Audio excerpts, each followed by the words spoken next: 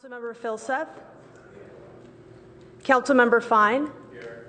Mayor Scharf. Here. 4 present. All right, good morning, everybody. It's the September 6, 2017 rail meeting. I don't have any oral communications, so I think we'll proceed just with item 1.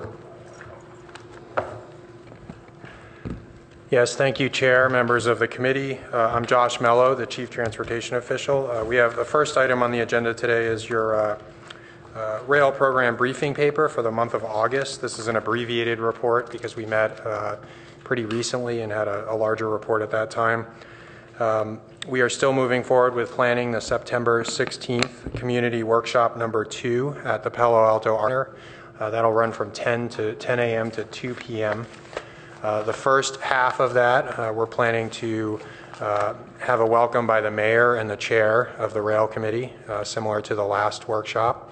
And then we're going to give an overview of the problem statement, objectives and evaluation criteria, have some interactive exercises, and then we're going to do a sort of brainstorming exercise before we go into the starting to define some of the constraints. We're going to have people break out into groups and talk about their vision for the rail corridor, start to develop some alternatives at a very high level.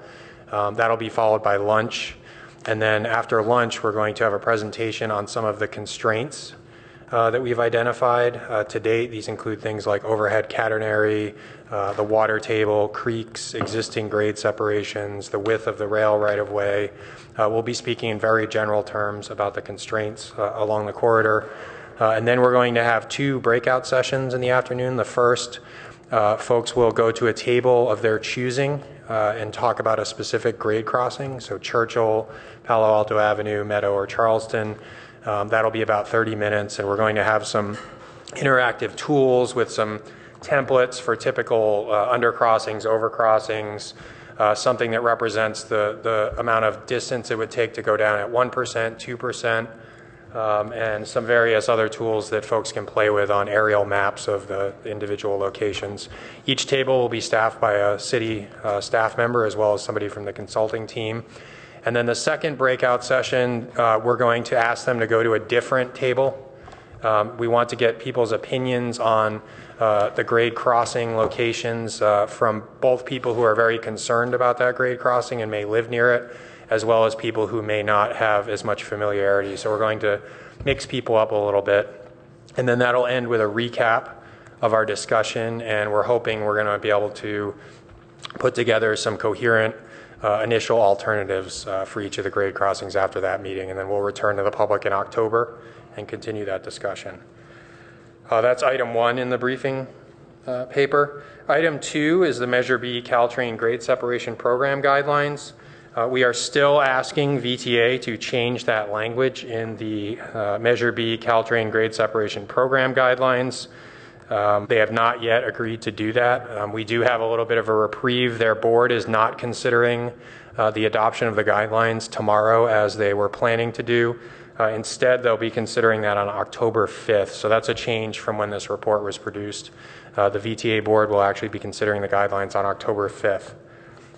And then lastly, included in your report are expenditures to date for the project team, the contractor that we've been using for program management services. And with that, I can take any questions. Any questions from the committee? Yep. So could you be a little more specific on the constraints and how you're planning to represent those to folks? There'll be a slide presentation, and there'll be a slide dedicated to each kind of category of constraint. So, for example, the overhead catenary has, a height requirement. This is after post electrification.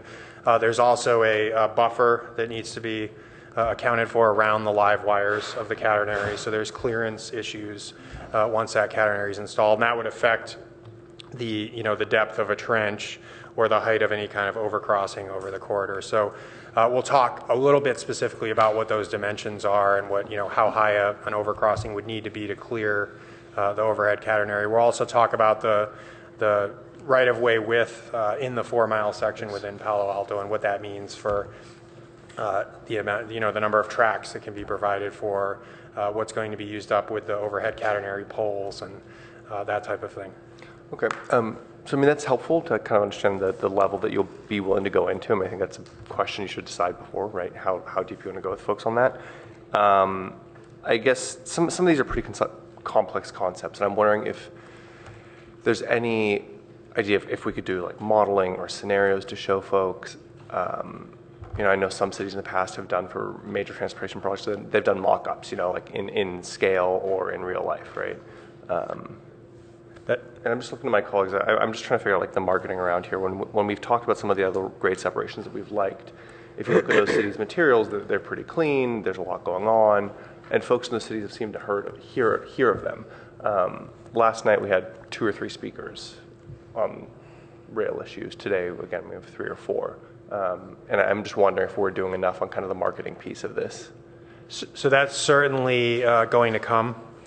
September 16th is just the very beginning of the alternatives development, so we're getting people to start thinking about, starting to put their ideas on the table, and then we'll start to visualize those ideas moving forward. And we are looking at bringing on a more comprehensive public relations team that can do some of the graphics at the level that I think we need to explain some of these comps. So we're certainly moving in that direction. Okay, so it would be helpful to hear what's that plan long term, because I do think the fact that we're doing this project on the rail corridor and the grade separations should be front and center for Palo Altans. It just really struck me as we were talking about this last night that people need to know this clear and loud the whole time that we're doing this process. You should engage with it.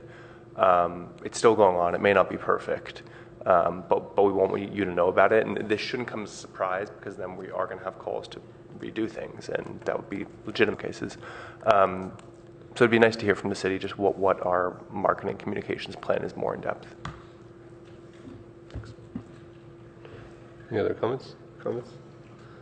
I think those are some good points. Again, when we talk about the electrification poles, are we going to be discussing kind of the single pole scenario at the workshop? The only real constraint that's identifiable at this point with the overhead catenary would be the height, the clearance height, and then the buffer that's required, the envelope that's required around the wires. The width is single different, pole right? versus double pole. I think that would come more into play when we start to really refine the alternatives, and if we're looking at building some type of structure, where do those poles lie within the foundations of the structure, and that type of... Don't we expect the width to be different if it's single pole versus double pole? Yes. I think, again, though, I think that would come a little bit later in the alternatives development when we start, if we were to start pursuing something like an overcrossing, we'd have to look at where the embankments and the retaining walls would be for that, and how that relates to the width that's required for both the trackage and the overhead catenary. I'm just concerned when we talk about constraints. We have very knowledgeable residents. Like we saw last time, we had some numbers, traffic measurements. They're gonna focus on that, right? And so if we say it has to be double pole width, they're gonna ask, why aren't we considering single poles? They're gonna see impacts to trees. I do think we should think about how we communicate that and maybe be clear that there's 2 options. Mm-hmm. I don't think we would be saying it has to be double pole width. I think we would say if it was 2 poles, this would be the width. If it was a single pole, this would be the width. And it's dependent on the width between the tracks on whether Caltrain can advance a single pole versus a double pole solution. Okay. I also think I'd really like to see an opportunity at this workshop to have an explicit discussion about the trench. I think last time we focused on individual grade steps. There was really no time in the discussion for that. And if we do that again, I think, we're going to have a bunch of people who are interested in trenches who feel like they didn't really get a chance to talk about that. And then I guess the last thing I'd say, I hope to see all of you guys at the workshop. I think it's important that we be there as the rail committee. And ideally, you guys can stay all day. The couple other quick items. So I think this is probably the most critical item. My understanding is the VTA board is talking about not bonding grade separations, and that they're talking about releasing only $2 million in 2018 for planning, and that's it. I don't know if that's coming up at the September 7th meeting. I don't know if you've seen the agenda, but I think we need to be all over that. It's probably one of the most important things we should be doing right now. And then I appreciate you continuing to bring up the language at the October 15th meeting. I mean, again, we need to figure out what we can do to put some pressure on the VTA board. So I don't know if you have any insight into the bonding issue. So tomorrow at the September 7th meeting, VTA board will be appointing the Measure B Citizens Advisory Committee, but they will not be discussing anything regarding the program guidelines. They've postponed that to the October 5th meeting. And the program guidelines don't mention anything about bonding or how the financing will work. It mainly just sets the framework for how the funding will be distributed, and it relies heavily on this implementation plan that VTA is planning to advance in early 2018. So there's not a separate finance committee discussion happening, or? I can check in on that. Okay. There's nothing on the board agenda or the TAC agenda about the structure of the financing for Measure B, but I can check in with that on that. So again, I've heard that they're not going to bond the entire thing, and they're going to pick categories to bond. And right now, grade subs is not one of those categories. Tom, may I say something? I think that's a really important question, and just overall, I've asked the staff. We've been talking about on the financial modeling side of adding some capacity outside of transportation with other folks. I think even in the near term to start, almost sort of reverse engineering some of the potential solutions and identifying costs and factors that are going to come into play and how they might be funded. I mean, not drawing any conclusions, but I think as you talked at Rail Committee before, we've got to be doing a lot of things in parallel here. So for example, on the financial side, and I do think that this point about us being very actively involved at different levels with VTA and other affiliates on what the funding stream is going to be on the Measure B money is really critical also, so we'll stay. Okay. And then I know I asked last time, I forgot the answer, so I'm going to ask again. When are we going to see the circulation study? Is there a deadline for that? We're going to have some initial results at a very high level for the September 16th meeting. I'm hoping to get you something before that meeting to review, but we'll have some preliminary high-level findings that we'll be able to talk about at the September 16th meeting. So have you seen any results yet? I mean, it I would have be not. great to see it. The modeling is still underway. Okay. Great. So we did have a speaker card come in on this item. So Richard Brand, if you'd like to. Well, good morning. Did you stay here all night? Seems like it, right? So, yeah, a lot of things we talked about last night. I wanted to comment, first of all, which I didn't have time to say last night. I did give credit to you guys for hanging in here and doing good work, but staff, too. I think staff's risen to this occasion. I don't think any of us realized what a challenge this project was going to be because it's so complicated. And I would say now that I think Mayor Scharf, you said it last night, that the council needs to recognize the importance of this project and the rail committee, and I think staff's going to need a little more help here. I heard Jim just ask for that. I think this project, being this huge, large project, which came out in front of the public, all four of us, last night, it's going to take a lot of work, and I think we're going to find a way in the city to support all that work from the staff. A couple things on the poles for the catenaries. High-speed rail, if there's 4 tracks, it takes more poles because the wires have to be strung further across, more width. So once again, we run up against this project called high-speed rail. Also, last night, Vice Mayor Nist, she was talking about trenching, and Bart did trench. Bart's trenched underground from Millbrae north to I think all the way to South City. Anyway, they did trench. The problem is that BART can go up and down grades greater than even electric high-speed rail trains or Caltrain. So, yeah, trenching is an issue. Again, it's a complicated project. It's going to take work, and thank you for doing the work, and staff too. Like the hat, Richard. Yeah, we're going to get. We've already ordered them on Amazon for the whole committee. Okay. Can we get a whistle? All right, my next last speaker is Dean 11.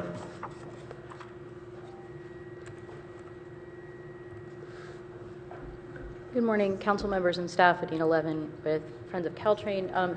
So a couple of thoughts following up to conversation about the Measure B funding, the potential to bond against it, and the topic of how to get grade separations funded sooner rather than later because of several of the factors that are really driving needs for capacity on the corridor is something that we're really concerned about and working on, and have a number of different kind of initiatives here. So one of them is in terms of having the most people care about this issue, including in San Jose, all up and down the corridor, San Francisco, is having a vision of DTX to Diridon, the idea of Google moving into Diridon, having tens of thousands of people there, Caltrain connecting into downtown San Francisco with Central Subway soon, and then their plans for the downtown extension,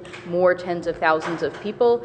They're going to need to be able to be prepared to potentially have increased frequency, which is going to require the grade separations sooner than we think. And so that's a way of getting more people engaged in that with that messaging. And there's opportunities to do that, directly with interested folks in San Jose, employers, with regard to the Caltrain business plan, with regard to leaders in San Francisco, and then also in San Mateo County as they contemplate additional ballot measures. So that strategy of, right now the conventional wisdom is that a grade separation is really a project that benefits one locality. So, why would I want to do anything extra to make sure that any particular locality gets their project?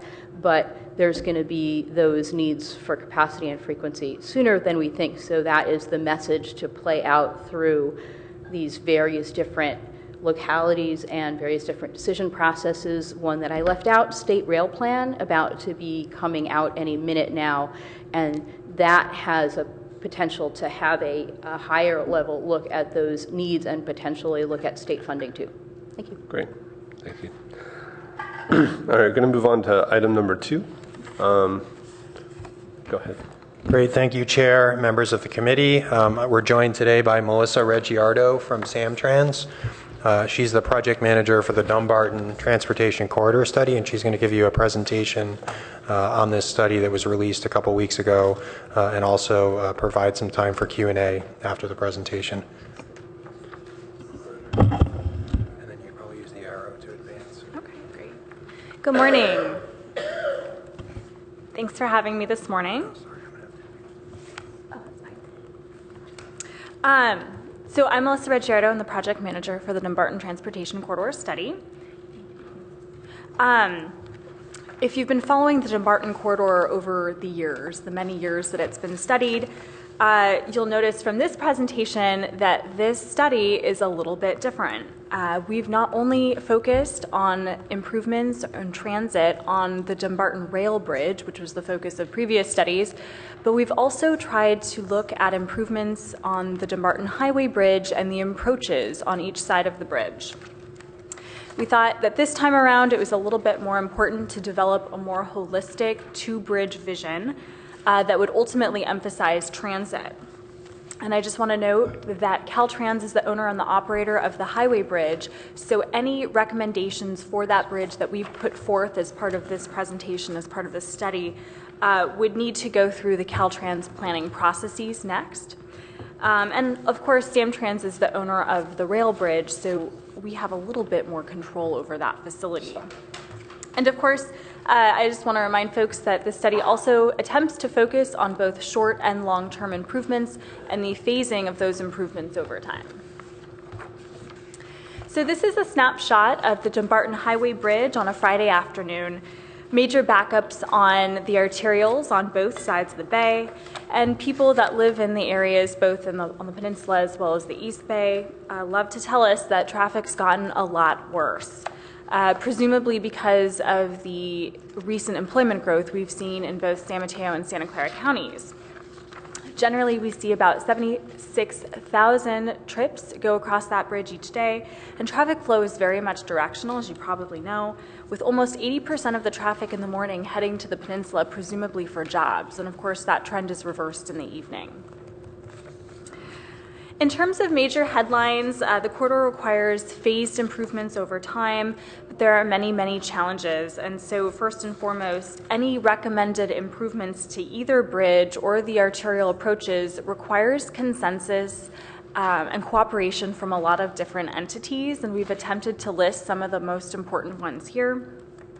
Also, there's very little public funding dedicated to any Dumbarton corridor improvements, particularly the reconstruction of the rail bridge. So we've included in our study a high-level analysis of potential public-private partnerships, but certainly this would need to be looked at in the next phase of study. And of course, there are also environmental challenges, again, especially in terms of reconstructing that rail bridge. And I suppose the last challenge I'll mention is the challenges of connecting rail service in the East Bay to locations such as Union City. That requires Union Pacific right-of-way. Samtrans' ownership of the Dumbarton corridor ends in Newark, and so there would have to be an agreement to use their right-of-way to get to locations like Union City. The preliminary findings I'm about to present were based on a comparative analysis of alternatives. Of course, this analysis was based on our project goals, which we've listed here. And just to note that these are preliminary or draft recommendations. Anything that's selected to move forward will require some additional study, in some cases some additional planning work, and of course environmental and additional design.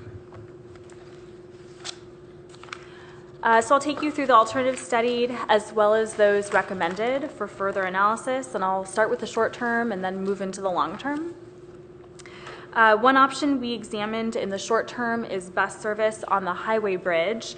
It includes 4 routes: the Dumbarton Express services DB and DB1 as they exist today, as well as 2 new routes in an attempt to serve major employment centers, so a route going to Menlo Park and Redwood City, and another going to Santa Clara County, more specifically Mountain View and Sunnyvale. Frequencies are proposed to be bumped up from what operates in the corridor today. They'd be increased to about 15 minutes in the peak period, 20 minutes in the off-peak. Short-term bus service would be accompanied by short-term approach improvements, primarily operational in nature, but the point here is that we need to speed up that bus service to make it more attractive. Short-term bus service would cost approximately $50 million to implement. It would produce approximately 14,000 daily transit riders across the bay. I just want to note that that's Trans-Bay ridership and not total ridership. We have total ridership if you're interested, but we're really focused on getting folks across the bay. Frankly, there's really not that much you can do by 2020. It's just a couple years away, so we're recommending that we carry this forward. Another option in the short term is a bicycle pedestrian multi-use path on the Dumbarton right-of-way from Redwood City to East Palo Alto. The bike ped path was examined as an option that could potentially be paired with a higher capacity transit option, so either bus or rail. And it's assumed to require a few different overpasses, so the capital cost is around $60 million. The bike ped path was challenging for us because our regional travel demand model is not good at estimating ridership for or use of a bike ped path. It's a very localized improvement and it's a very macro scale model. So we didn't feel comfortable directly comparing that bike ped path with major transit improvements like a lot of bus service or even rail service. So generally, we assumed that this bike ped path would be implemented as long as there was room in that 100-foot Dumbarton right-of-way. And as noted before, enhanced bus and supporting arterial improvements are recommended for 2020, but the bicycle and pedestrian path is not currently recommended purely because of this limited right-of-way issue. And we believe that some of the midterm alternatives that I'll discuss in this presentation next could better utilize that right-of-way to move a larger number of people. However, as part of this study, we have suggested other bicycle improvements in the study area that could help enhance connectivity to the bike ped path on the highway bridge. And of course, any transit alternatives that we put forth for further analysis would of course accommodate, bikes on board, whether it's bus or rail. And again, to implement any of these services, a number of entities would need to be engaged, and so we've attempted to list them. Targeted for the mid to long term, which we consider to be 2025 to 2030, is a combination of a couple different services on both the highway bridge as well as the rail bridge. I'll start with the highway bridge. First, this includes further enhanced bus service operating in express lanes on the highway bridge. Bus service would operate at even greater frequencies, 10 minutes in the peak, 15 minutes in the off-peak. And I think a major benefit of this midterm improvement is that we're proposing that buses could operate within the Dumbarton right-of-way on the peninsula to help speed up that bus service, make it a little bit more reliable. It wouldn't have to compete with other vehicles on the roads. More specifically, we've looked at what we call the Dumbarton right-of-way to 101 flyover, or really it's a fly down, or basically a fly down from the right-of-way to US 101. So it'd be providing a way for express buses, public, private, to use that right-of-way and to get to planned express lanes in US 101 in a relatively quick manner. There are two potential configurations for express lanes that we've looked at on the highway bridge. One's a reversible express lanes option, a lot like how the Golden Gate Bridge operates today, with a movable barrier, providing an additional lane of capacity in the peak direction, requires a zipper vehicle. But the second option is just one express lane in each direction. And it's believed that express lanes on the highway bridge could be completed in the midterm or 2025 under a fairly aggressive schedule. The option that implements one express lane in each direction is much better in terms of increasing bus ridership, as it restricts general purpose travel. Additionally, more capitally intensive approach improvements on both sides of the bay are also identified for 2025 to further reduce those bus travel times. And frankly, we probably need to address those approach improvements prior to the express lanes on the highway bridge itself, given that those are the areas of major choke points. And lastly, we're suggesting that the right-of-way to US 101 connection for buses is carried forward as a midterm improvement. In the long term, or 2030, we're proposing those increased frequencies up to 10 minutes in the peak. And generally, the capital cost of these improvements is about $850 million in the midterm, with an additional about $80 million in the long term. And these improvements together would generate over 21,000 daily transit trips across the bay. Also targeted for the mid to long term is the rail shuttle on the rail bridge, which is basically a commuter rail service that would shuttle from Union City BART to Redwood City Caltrain at 15-minute peak frequencies, 30 minutes in the off-peak. Generally frequencies that are pretty quick for commuter rail, but generally less frequent than the bus services that we've looked at. At least a portion of the rail shuttle, we think from Redwood City to Newark, could potentially be completed by 2025, again under an aggressive schedule. The remaining portion from Newark to Union City could potentially be constructed by 2030. The first phase of the rail shuttle includes the reconstruction of the rail bridge, and we're proposing that it's a double-tracked facility, so the capital cost is around $975 million. Double-tracking the rail bridge would, of course, provide operational flexibility into the future, and this contributes to a good, reliable rail service.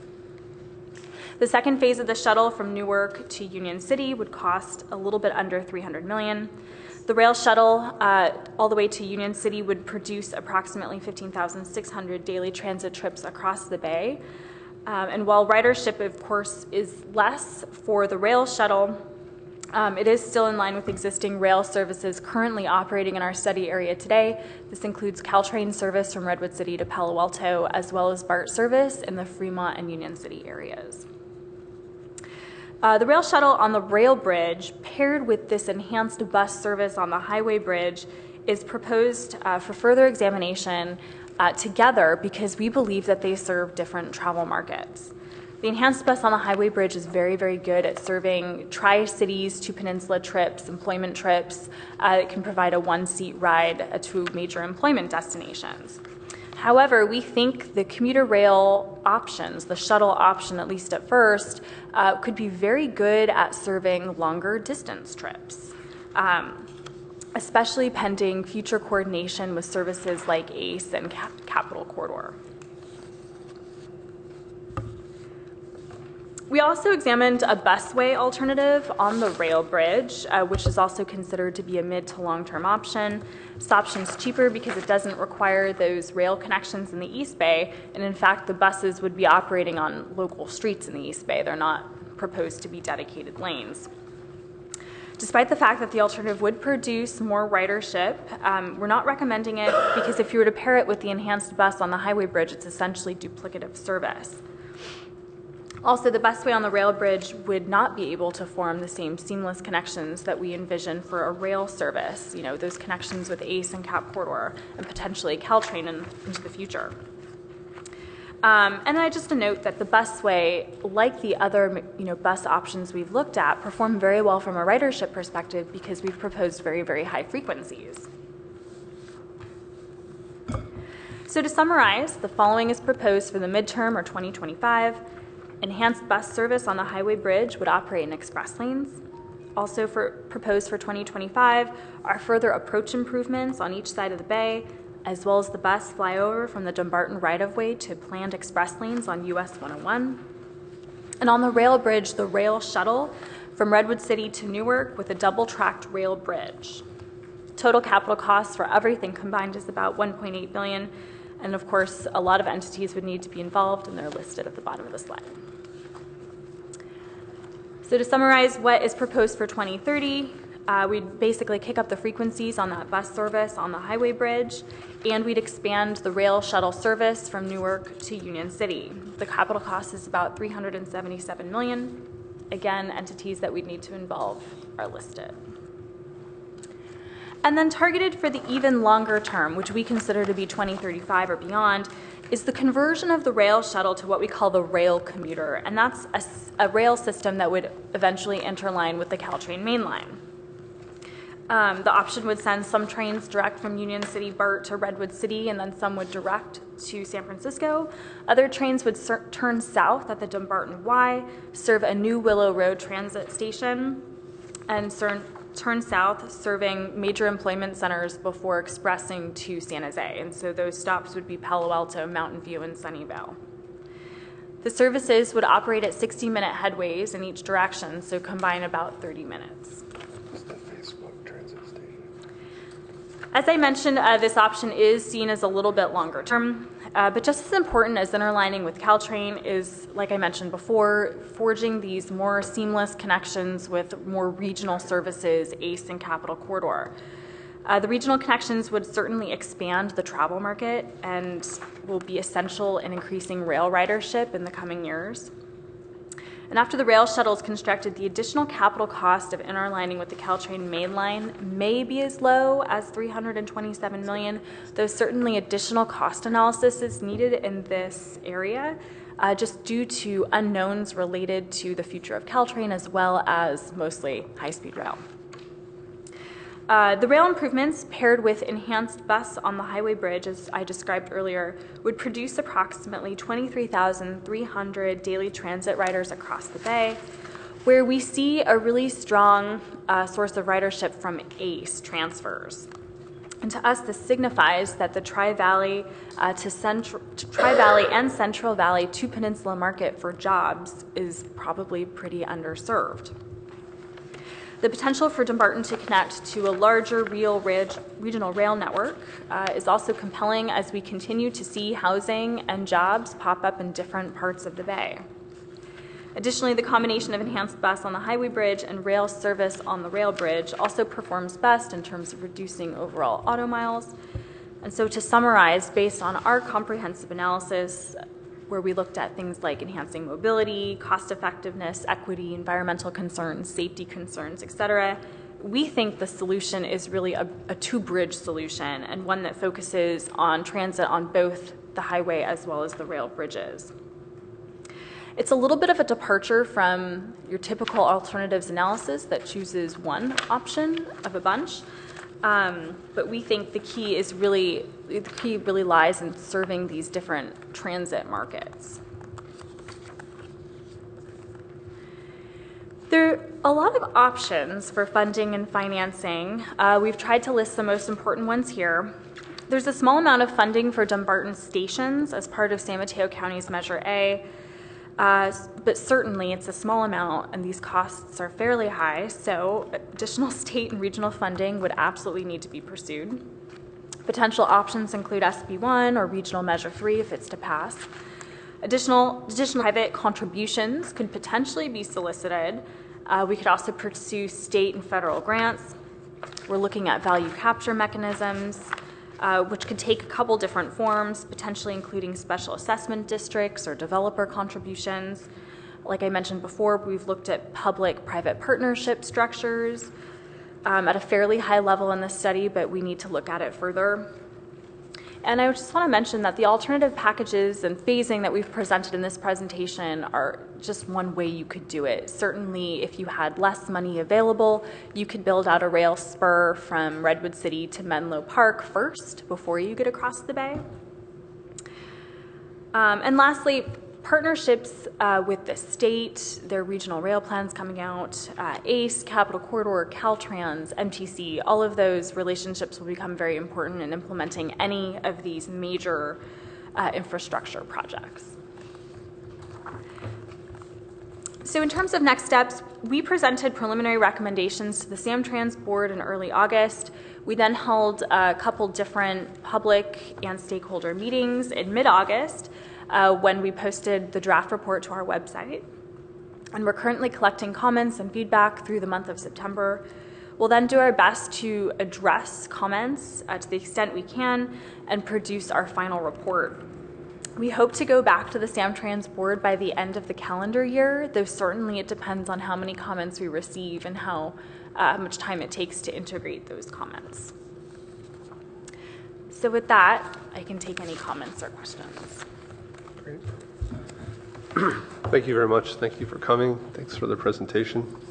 Do you have three members of the public that want to speak? So the first speaker is Pamela Jones, followed by Adina Levin.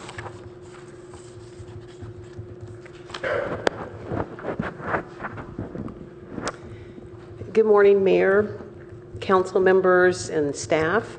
I'm Pamela Jones, a resident of Menlo Park, whose family moved into Palo Alto in the 1920s, so I have deep roots here.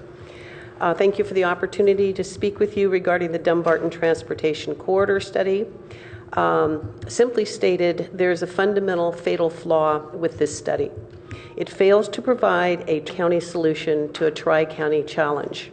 Redwood City, Atherton, Menlo Park, East Palo Alto, Newark, and Union City have demonstrated a high level of social responsibility by attempting to solve the Dumbarton Corridor traffic transportation challenge. Two counties working together. The third county, Santa Clara, for whatever reason, is essentially absent from the study, as well as the solution, as well as the cities of Menlo Park and Mountain View, with the exception to offer some bicycle lanes, bus lanes, and bicycle routes.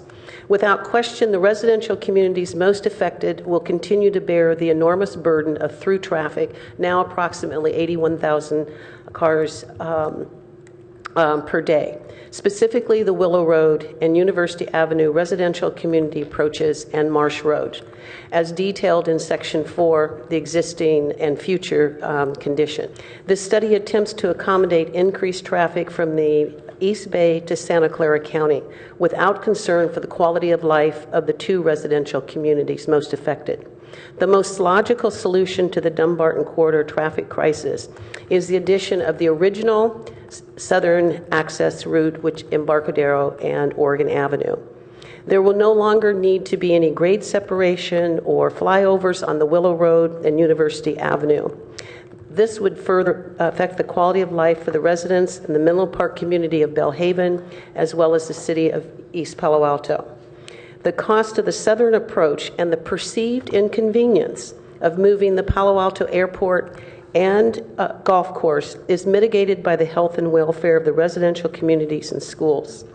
Funding in part is a social responsibility of the corporations whose employees use the Dumbarton Bridge, and they too must help address the environmental impact onto the wetlands. Dumbarton is a tri-county, multi-city issue. The southern Dumbarton Bridge approach can no longer be ignored.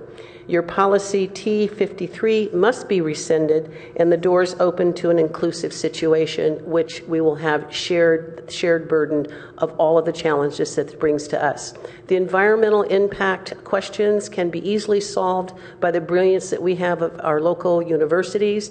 We have a substantial amount of creativity here. And so the issue is really about what do you want to do to be a part of the solution rather than to increase the problems that exist due to the Willow Road as well as the University Avenue approaches to the bridge.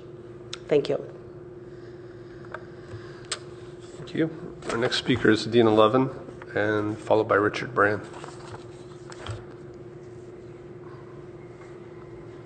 Good morning, Dean 11, Friends of Caltrain. First of all, at a high level, want to express thanks and appreciation to Samtrans for conducting this study and really putting forward a bold multimodal vision that would have 20 to 30,000 riders in the out years of the forecast, and really a level of usage that would justify the substantial investment that it will take to get aspects of this project delivered. And also thank you for bringing this discussion here to Palo Alto and to Santa Clara County. We're really glad to hear this at a large scale, and also have a good number of questions that we have for this study with regard to having the most effective outcome at addressing that traffic congestion that affects so many of the people who commute in this area. So I want to focus on two of them that really pertain to Palo Alto's potential use and benefit. And the first has to do with mode share. So we know from the work that went into from information that Stanford has published, that they have about 50% of their people coming over the Dumbarton Bridge not driving alone today now. Yet in this study, with its ambitions and major multimodal plans, has a goal of reaching a 30% mode share by 2040. Meanwhile, we have the City of Palo Alto's Transportation Demand Management Program achieving a 10 percentage point reduction in service employee driving only in 1 year of only pilot programs. And we have the other cities that represent the bulk of the peak direction traffic, the Palo Alto, Menlo Park, Redwood City, and then Mountain View and Sunnyvale all have transportation demand management goals and strategies, and therefore there is a really low-hanging fruit opportunity to partner with these neighboring cities to provide support similar to how Stanford supports their people who do that commute. That has the potential to get a large amount of commuters out of single occupant cars even today, and with some of the great low-hanging fruit bus transit improvements. That's a short-term opportunity that's not covered in this study, but could potentially be worked on as soon as humanly possible. A second question and concern has to do with some of the proposals to address the congestion by increasing vehicle capacity. So there are a number of different projects in here that basically add up to freeway-izing 84. So grade separation at University, grade separation at Willow, and then a turnaround close to Marsh, which for the large number of people who are coming to Palo Alto, Stanford Research Park, Menlo Park, would require people driving 10 miles out of their way. So there's a question about, well, how well will it be used? But then secondly, if it is used, one of the appendices in the report says that because of, without all of this mode shift, there is expected to be only 78% of driving demand will be met. So what does that imply? That implies that if you relieve that congestion by freeway-izing 84, there could be an additional 22% of people more driving. So by improving the freeway, you'd have more people being tempted to drive alone, which raises the question, if people did use that, they would still need to come into Palo Alto up University or up Willow. There's no more room there, and there's no plans to add capacity to Willow towards the hills towards 101 or University towards the hills towards 101.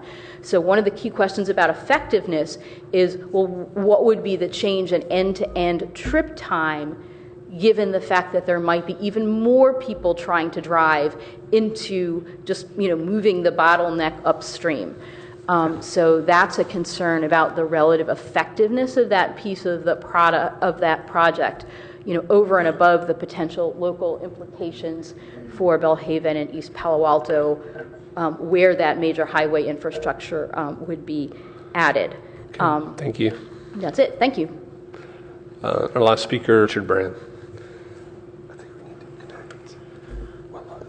Good morning again. Richard Brand, Palo Alto, and I'm just representing myself, but I do want to appreciate and thank Samtrans for coming and making the presentation. As you know, I've been pushing for information, and this committee I laud the committee for picking up on this project, because I think the important part about this project is regional. And if you look at the issues that a rail connection across from our bay regionally could go with ACE, there's already been some unofficial talk about ACE coming and splitting on the East Bay and coming across a new Redwood City or Dumbarton Rail Bridge into Redwood City. And so I think that's an important element, and we want to look at how weak Palo Alto and Santa Clara County can use this. And I applaud you about the problem we have with Santa Clara County. We know that funding is a big issue, and some of the money for this Dumbarton project was diverted from the Dumbarton Rail project down to put BART down to Milpitas and south. I think they owe us that money, but that's another story. I will be commenting directly to Samtrans on their proposal. I will only say that if you look at what Sonoma Marin Area Rail Transit did, they rebuilt an existing rail line with similar swing bridge, environmental problems in the San Francisco Bay. They also had to put in automatic train control, which is brand new, and they did this for $600 million. So I'm going to comment to Samtrans that I think their price tag on this thing is a little high compared to if you look at what SMART did to get a rail system going for a much longer distance.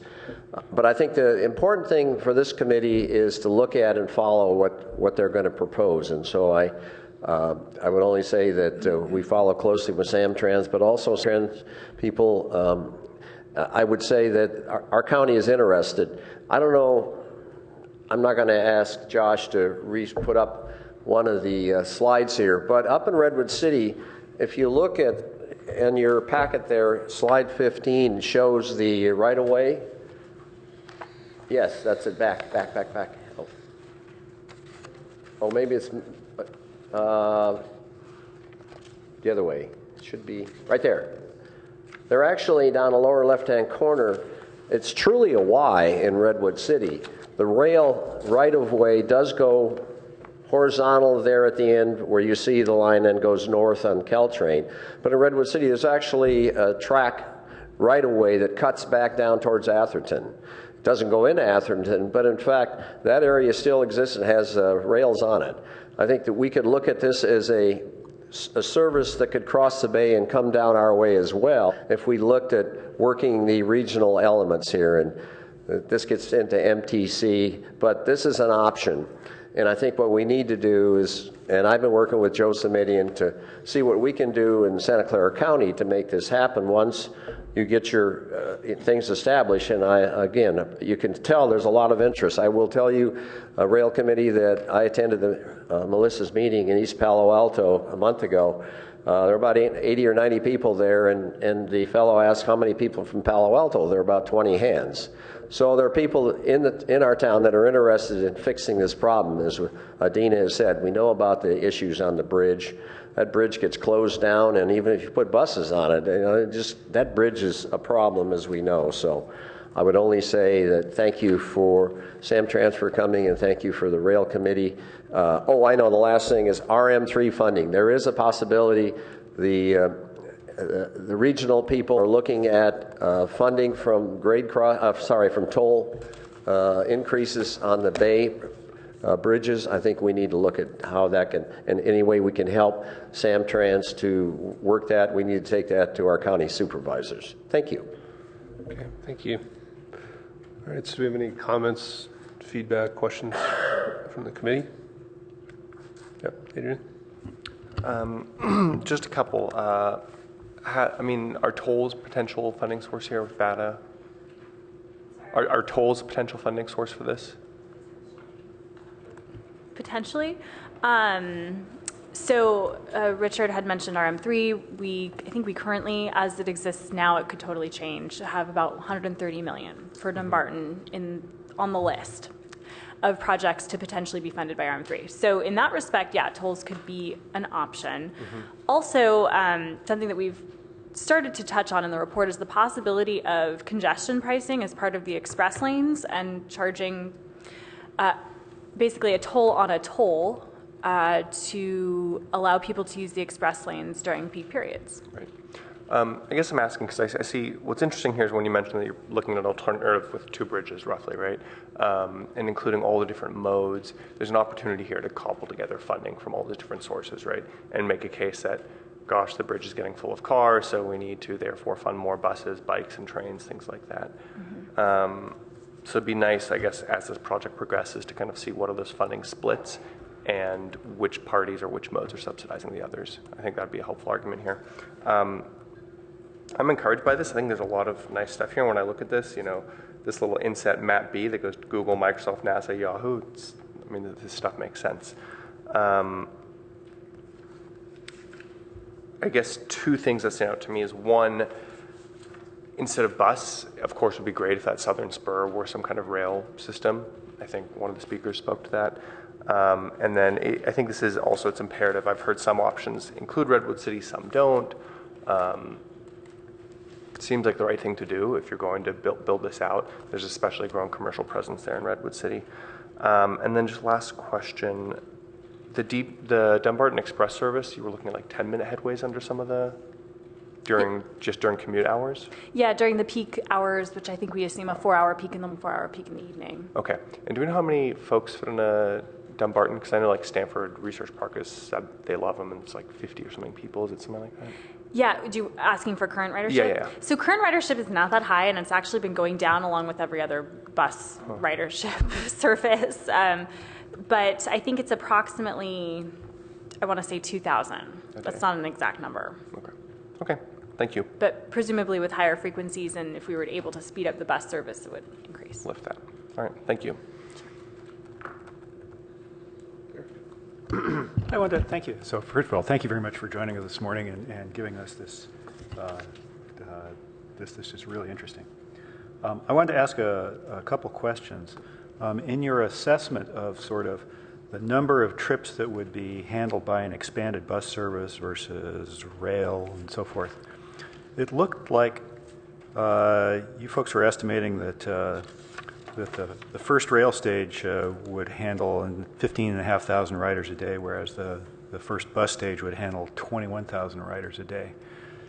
given that the rail is probably going to be faster, you would sort of expect the opposite, right? Why is that? Yeah, well, so I think a big reason is that when deciding what to model, we wanted to model the best services possible. And so for buses, there's a lot more flexibility there. We could propose them at much higher frequencies. Mm-hmm. So when you take 4 bus routes and operate them at 10 to 15-minute frequencies, that's a very, very good, robust service. So you could actually run the buses more frequently than the trains? Potentially. You don't see commuter rail services operating at those 3-minute combined frequencies. Right.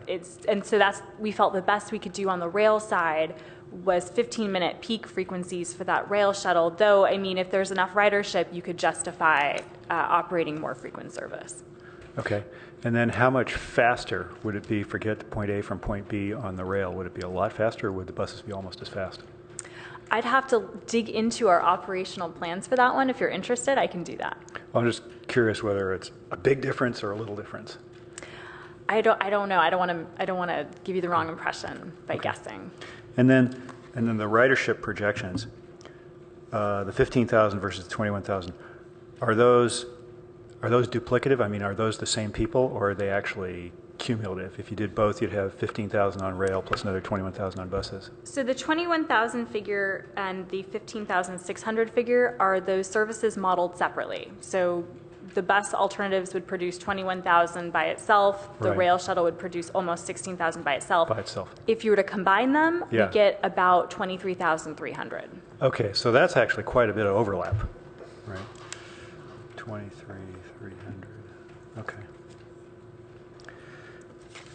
Okay, cool. I want to make a philosophical point here, so I think I'll keep this really brief. And remember, we're going to do what we're going to do, right? But I think one thing that this analysis highlights is kind of the geometry problem of the region, since we're talking about the region here. And I think what it highlights is that, as we plan for growth in the region, it's going to be just vastly more expensive to get people in and out of the Mid-Peninsula than it is other places, both in terms of dollars and displacement of existing communities and stuff like that. To put it a little more concretely, it's going to be much more expensive for the region to support the next Facebook employee in Menlo Park than it is to support the next Google employee by Diridon Station. Okay. And so, since we're talking about decades of growth and transportation, something we probably ought to keep in mind. Thanks. Great. No comments? A couple of just questions for you, Melissa. Who actually owns the rail bridge right now? Samtrans. Okay. And is there really any point in refurbishing that bridge? Is it such bad shape? Would you just basically be rebuilding a new bridge? Yeah, my understanding is that the difference between a refurbishment versus almost total reconstruction is not that great. So we've taken the conservative approach, and so our cost estimates assume an almost reconstruction, I'd say. Okay. I was kind of surprised that looked like the bike improvements were more expensive than the bus improvements, and I was curious why that was. The bike pedestrian path? Yeah. It's purely because of the overpasses, which at this point have been mandated by Caltrans. Okay, so overpass. That's what bumps up that cost to about $60 million. Okay. And when you talk about express lanes, are those regular HOV lanes? We've modeled them as express lanes, meaning toll lanes. So they would accommodate HOVs, buses, as well as toll-paying vehicles. Okay, but carpooling would be allowed? Included, yes. Yeah. I think, have you guys spent much time looking at kind of the Marsh Road, Willow Road cut-through traffic? Yes. And are there any suggestions or proposals for those streets?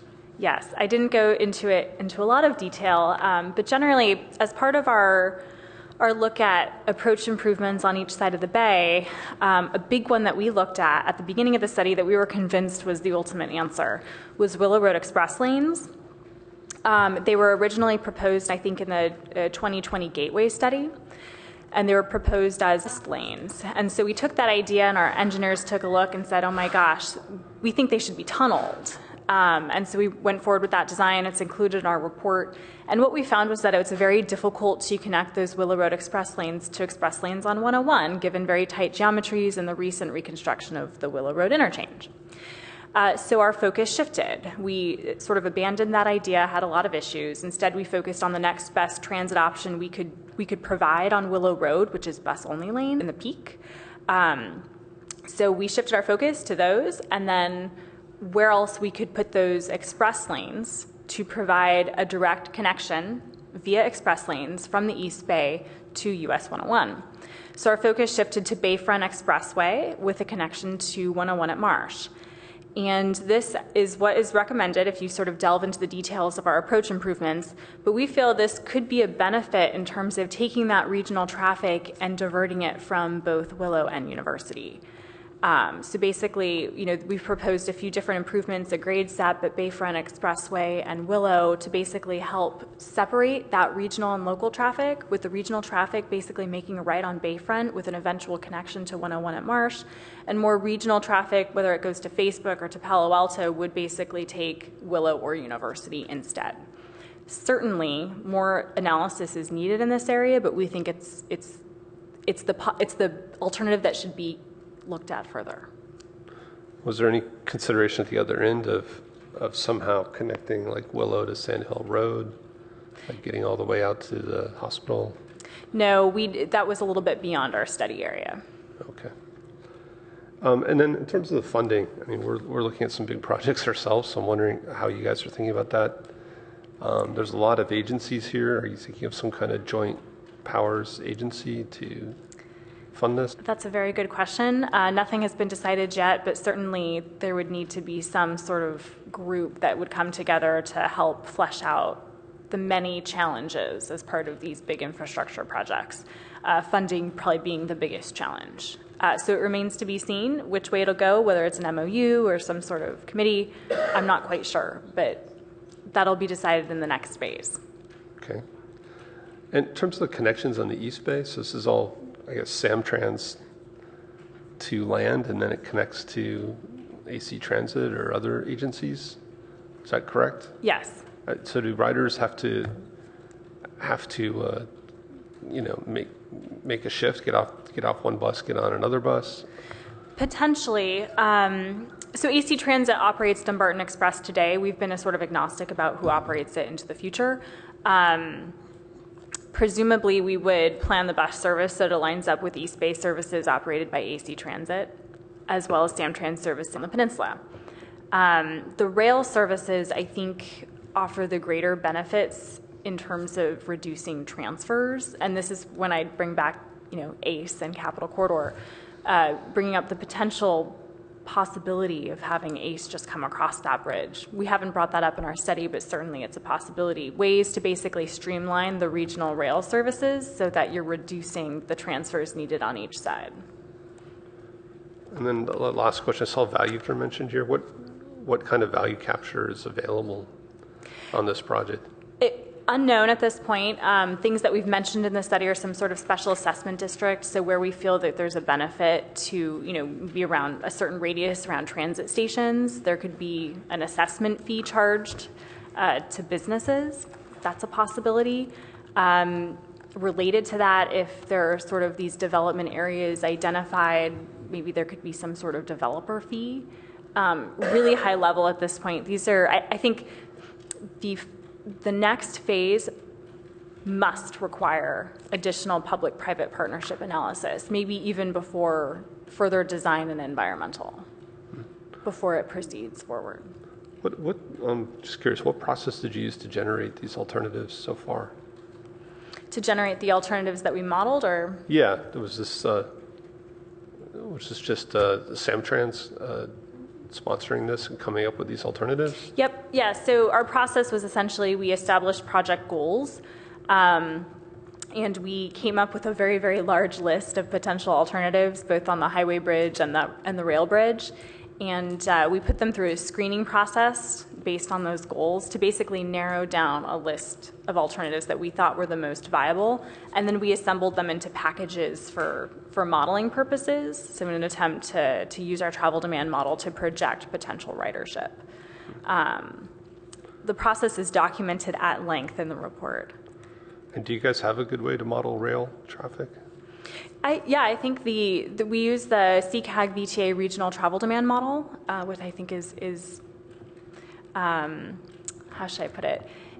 It's the trusted source of transit ridership in the region, managed by VTA, run by a variety of consultants who are approved to run that model. And it's specifically rail, it's not an automotive model. It's all transit, so it can model our rail alternatives, it can model our bus alternatives. It also produces metrics related to vehicles and congestion levels. So it spits out a variety of outputs that we use to evaluate the various alternatives. What it doesn't do is project potential usage of a bicycle pedestrian multi-use path. Great. Okay. Thank you very much. Sure. Okay. So just briefly, how does the Bay Trail interact with this at all in terms of bike and pedestrian? Good question. Since we're not proposing the bicycle pedestrian path on the Dumbarton right-of-way from Redwood City to East Palo Alto, we've suggested a potential alternative that utilizes existing and proposed portions of the Bay Trail instead. It's a little bit more circuitous, but it could be a potential to get folks from the Redwood City area to the Palo Alto area. Do you know the timing on the Bay Trail there? I do not know offhand. If you're interested, I could pull up portions of the Bay Trail that we reference in our report. No, I was just wondering when they were going to, because I heard they'd funded it, but I was wondering when they're going to, because right now it ends right at the foot of the Dumbarton Bridge. Right. If I understand it correctly, there's a portion in East Palo Alto that I believe they have funding to build out, though don't quote me on that. And of course, there's plans throughout the Bay Area that I think the timelines are a bit staggered. So the other question, just switching gears a little bit, is when you, so what kind of support have you gotten at MTC for these different alternatives? And how much do you need MTC to move forward with it? MTC has acted as a stakeholder, as have many cities and other transit agencies like VTA, ACE. So they know what we're doing. One thing that they are doing is sort of picking up where we've left off with our short-term bus and approach improvements, and they're doing their own study in the Marsh, Willow, Bayfront area. So I see that as a benefit. Certainly we'll need their continued support to move forward, especially in terms of funding. So if you don't move forward with rail, right, would you still use the rail bridge then? I was a little unclear on that. It's not part of our current proposals, though certainly, I mean, if rail advances to the next phase of study and if we proceed with an environmental document, we would keep the bus option on the rail bridge alive as an alternative. Right. But you would run rail on the rail bridge? That's what we're proposing. We think that's the best use of the rail bridge, given that you can run buses on the highway bridge. Right. No, that's what I was thinking. Could you make it a pedestrian bridge as well and run rail?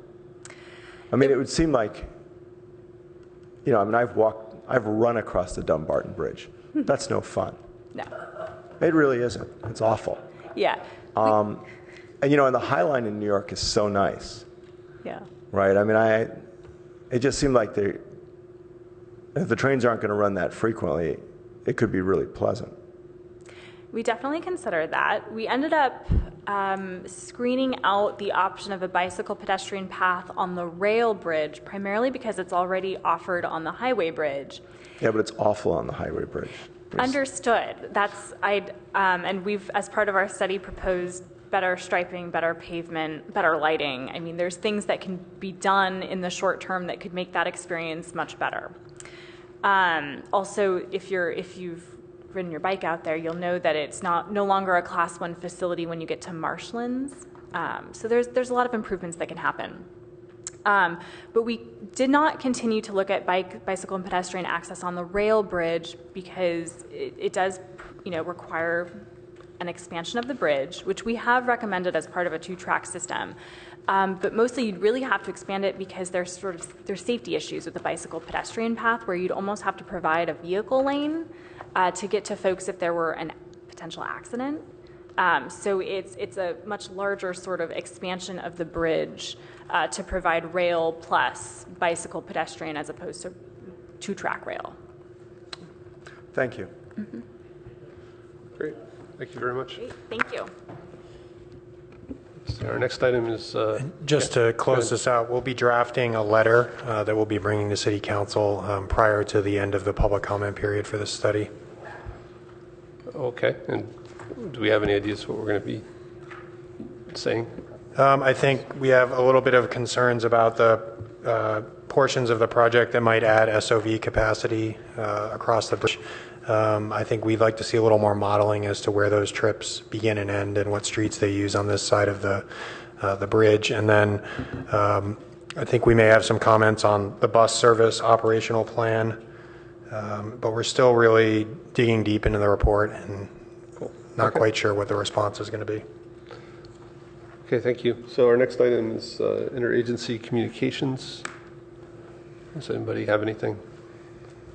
I just like to say I met with Dave Pine, and we talked about kind of regional coordination. I think there's some interest that if cities could align their construction periods, it could be tremendous cost savings for cities up and down the peninsula. And so just the idea of if we need to close Caltrain for a period of time, if cities were able to align, it could really impact the costs that each city sees. And he seemed very open to that. I guess the last item here is future agendas. Based on our meeting last night, I'd be really interested in you guys sending me your ideas for how, when, where the rail committee could meet to better engage the public. I think we'll have to probably agendize that for future rail discussion, but I really appreciate getting some input. I do think we probably want to keep an administrative meeting, but which could be this meeting at this time, and then we could add some additional meetings that would be more public outreach. So I guess what I was thinking about that was I was looking for staff to put together a proposal, and then we'd come forward to us, and then we'd have a discussion about it. Yep. And see what works and do that. But I do think the first step is for staff to sort of go review that and come back to us. Certainly agree. I think we want to do some drill down based upon last night's council discussion and direction on the specifics and timing of topics as it would come forward for the community discussion, and bring some recommendations for the rail committee as to how that interaction might best proceed. Yeah, and the frequency, if we need to go weekly or bi-monthly, we need to figure that out. Yeah, and I think we'll bring you some options, but I think there may be some different time of day events too, Certainly I think weekends or evenings. Yeah. Yep. So, Tom, I've just taken a note to email you some ideas, but it kind of jives with what I was saying earlier, where I do think we need some kind of plan here around engagement, getting folks out there, even if it's just being loud at times. And just in terms of some of the ideas we were tossing around last night, if this committee is to serve as a forum for folks, we may want it to be at times focused on geographies or at times focused on specific problems, or maybe even groups of people, right? So maybe it's like we want to go and hang out by the Cal Ave underpass during commute hours and see what the bikers think. So I think the other thing I'm going to do is I am going to appoint a couple of alternatives to the rail committee for when people can't make it, or if they're conflicted out of a particular item or something like that, so that we always have 4 council members, given that there may be a lot of meetings that we have with the rail committee and someone may not be able to make it. Right. If Molly's not here and you guys weigh in, I think the info sharing's good. I'm not sure if all of you individually mailing the chair your ideas and your thoughts doesn't kind of create a little bit of a Brown Act thing, so maybe you would just send them to me, to us, and we'll share them with the whole committee, and that way we can also share them publicly at the same time. Yep, sounds good. Great. I think with that... I had one last question. I apologize for this. Going back to your earlier request about the event on the 16th and doing something related to the trench, I'm just curious, when we say that, what is the scale or the scope of the trench when we're talking about that? I mean, I want to get a big discussion about it, but it's just that the way the meetings have structured have been by individual separation, grade steps. And I think a lot of people have heard of the trench or interested in the trench, and it's not on the agenda. The way the discussion's been managed, it never comes up.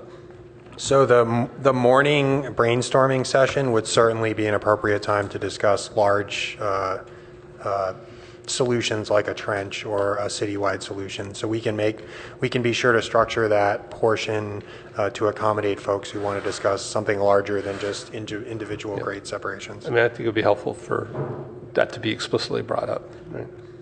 There's two trenching alternatives. That's what I meant. That was my But point. I think we need to break them out separately.